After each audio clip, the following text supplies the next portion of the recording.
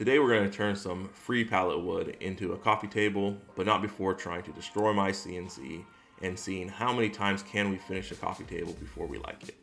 At the end of this video, we're going to break down the total cost of building this coffee table, as well as the time that it took, and figure out, is it even worth it?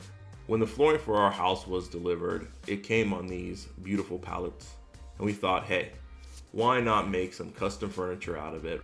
Once the pallet is taken apart, I went ahead and planed the wood to clean up the surfaces. I could have used a sander, but ain't nobody got time for that.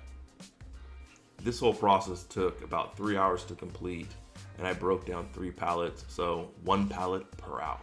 I used my track saw to cut a clean edge on all 41 boards, and this took about an hour to complete. Next, we moved to the table saw to go ahead and break the boards down further, cutting them to about a 1 1/4 inch wide. This whole process took about an hour to complete. In hindsight, I really wish I would have cut the boards to 1.5 inches. I just would have liked it a little bit thicker. Next, we needed to figure out how we wanted to lay the boards out for glue up and epoxy. We knew from the beginning that we're going to use epoxy because we wanted to be able to utilize any of the little thin offcuts. Once we figured out the layout, we went to gluing up the wood. We glued the wood up into 5.5 inch sections. This is mainly because we knew we were going to use the wood for 2 different projects. This step took us about 1 hour to complete. Once glued up, that gave us 13 boards about 5.5 inches wide and 32 inches long. I used my hand planer to go ahead and knock off any dry glue on the back of the boards, then proceeded to run them through the planer just to try to get a little even thickness. This process took about 15 minutes to complete. For this build, we're only going to need 5 of the 13 boards. And I went ahead and glued these up in sections of 2 just to make it a little easier on my life. And this whole process took about 30 minutes to complete. We built a mold that was about 32 by 27 inches. It took us about 45 minutes to build and caulk. Once the molds were ready, we went ahead and mixed up some deep pour epoxy dyed black and started pouring. We used a brush to help us move the epoxy around into the crevices of the wood. This whole process took about 30 minutes to complete. The epoxy shrunk quite a bit when curing, so we went ahead and mixed up some tabletop epoxy, sanded the cured epoxy with 220 sandpaper, and then cleaned it up with some isopropyl alcohol. It was a colder day in the shop, so we used our heat gun to warm up the surface of the epoxy. The idea behind this is that it will make the epoxy flow easier and also help level itself out easier. Adding the tabletop epoxy took about 30 minutes to complete. Finally, the day is here. We can remove the wood from the mold. Unfortunately, I didn't make this oversized like I did with the spalted maple, so it took a little bit more to get it out the mold, but still, it only took about 10 minutes to complete. I have a CNC and it has a bed size of 32 1/4, so I was really tired of flattening epoxies with a router at this time, so I was like, let the machine do the work. But first, I needed to make a mistake because this whole process has been going a little too well so far. I set the depth of cut on the CNC a little too aggressive, and the tabletop went for a little slide. I quickly hit the stop button and then reset the depth. From there on, it was pretty smooth sailing. It took 40 minutes to flatten both sides. While sanding out the lines left by the CNC, I thought, hey, why not let it cut out the shape of the table as well as the slots for the legs?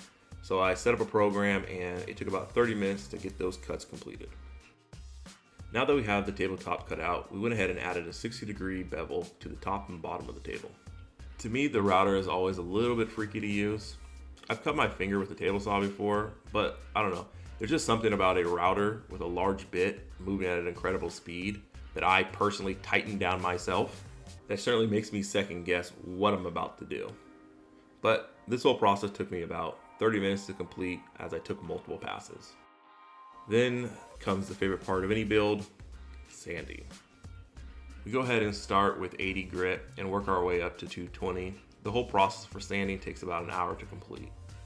So a question I find myself asking quite often is how many times can you finish a tabletop before you're happy with it? My number apparently seems to be 3 based on my last 2 projects. On this project, we're going to use polyurethane as the finish. So we went ahead and started brushing on the polyurethane and applying it just like you would paint a fence, which to no one's surprise did not come out good. It also certainly didn't help that we were using a pretty cheap brush and not the right white bristle brushes that you're supposed to use with polyurethane.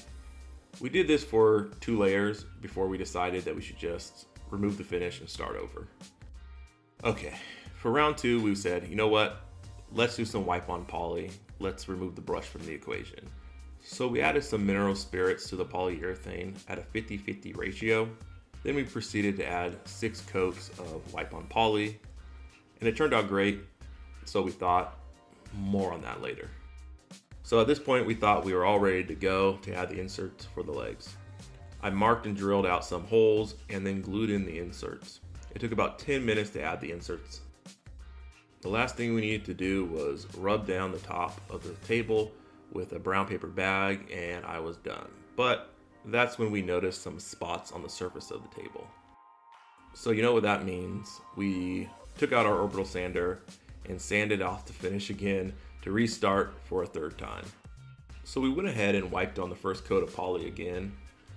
We had problems using 400 grit sandpaper to sand in between the coats of poly, as it would leave too many scratch marks in the black epoxy. So we switched to using the 400 only on the wood before coming back with a white pad over the entire surface.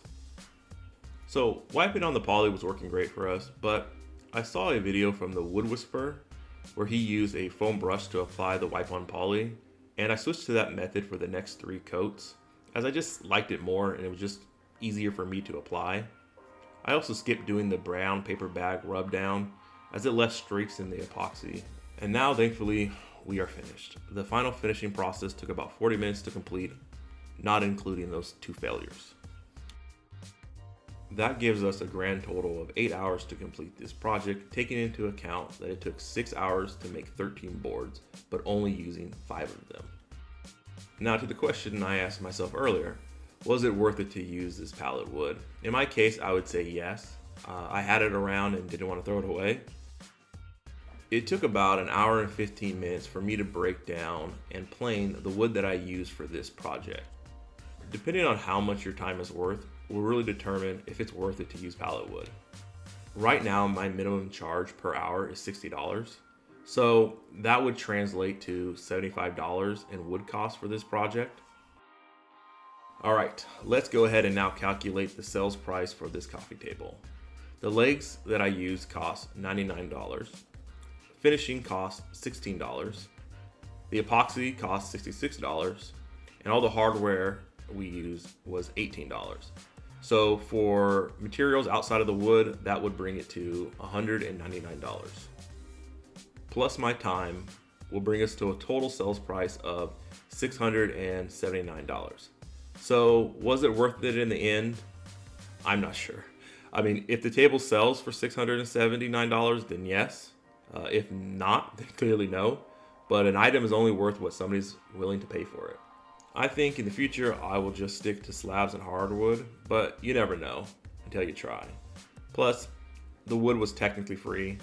So if I get some free pallet wood again in the future, then sure, why not?